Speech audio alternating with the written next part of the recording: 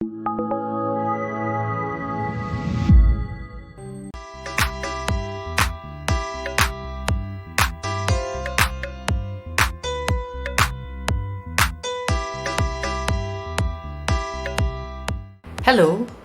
welcome to my channel. I'm Janet Yung, and in my channel, as shown in the previous video, I share about Feng Shui, Bazi, entrepreneurship as well as personal growth, especially in the areas of motivation, communication and success.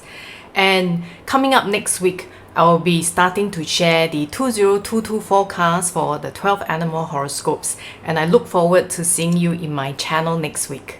So back to today's episode. Today will be the last part of the Qi Dun Jia stars, which I've started to share for the last 2 weeks. In this finale part of the Qi Dun Jia stars, which talks about our mental state and mind state, I'm going to share with you the stars of grass, pillar and destructor.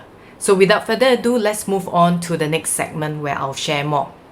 For the star of grass, grass has the mindset or mental state that they usually would like a lot of freedom, they are multi-talented, as well as they have good business acumen, although a bit on the devious side.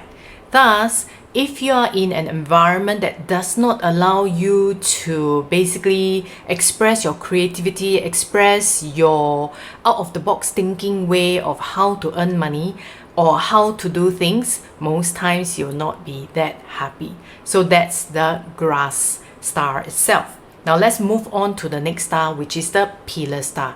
Pillar star, if you can imagine the image of a pillar, it stands for stability. It also stands for being outspoken, forthright, as well as the part about having a regular income. So for a lot of people, they may generally say that the pillar should be an employee. But from my perspective, I think if you have the pillar as your destiny palace star, then the key thing to think about is whatever that you do, you should always create that regular source of income, be it in the perspective of being in employment such that you have a regular income, or because you have a subscription-based business where the subscription comes in on a regular basis, or collecting rentals. But the key thing you also need to remember is, as a pillar, you're a good speaker. So if you are able to create that kind of environment where you're allowed to speak out, to motivate people, you would generally be a lot happier and fulfilled as well. Now, for the last star that I would like to touch on today is that of the destructor star. Now, as the name suggests, destructor is about being outspoken, being able to take on challenges, being extroverted. Therefore, if you are in an environment that is very restrictive, that do not allow you to express and say what you want and do the right thing from the perspective of the cause that you are passionate about, then people will feel that you're too aggressive or overstepping into their boundaries. So knowing your star, your mental mindset, how you operate and how you approach things generally will help you along the way, besides tapping onto your destiny palace guardian, as well as understanding the kind of steps in terms of the doors.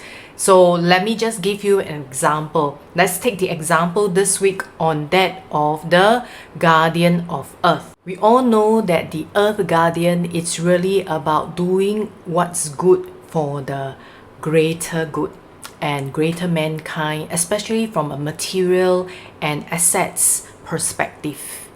Therefore, if you have the star of that of pillar, then it's really about stepping up and talking about the need to do things for the greater good, to motivate people towards a greater cause. Now, you contrast that with the star of destructor. Both would be speaking out, but the destructor would be more from the perspective of how can we fight for these particular cause that will bring the greater good to everyone in the community. So that's the difference when we talk about guardian. Guardian basically generally guides us towards our life purpose. For the instance of Earth, it's really about the greater good, especially from a material as well as monetary or financial assets perspective. And if you're looking at the stars, is then what is the way and approach, and knowledge of the different stars will allow you to understand how you operate and therefore create the kind of environment or be in the environment before you take the steps in terms of the doors. So if you have missed any of my 奇门遁甲 guardians, stars or doors that I've shared over the last few weeks, please remember to click on the link on the 奇门遁甲 series so that you can learn more about yourself. And of course, if you would like to find out specifically what's your guardian, star and door, you can click on the link in the video description where I have the link to your personalized blueprint report. So I'll see you next week, and I'm really excited to share with you what is coming up in the year 2022 for the 12 animal horoscope signs. And I'll see you next week. Goodbye.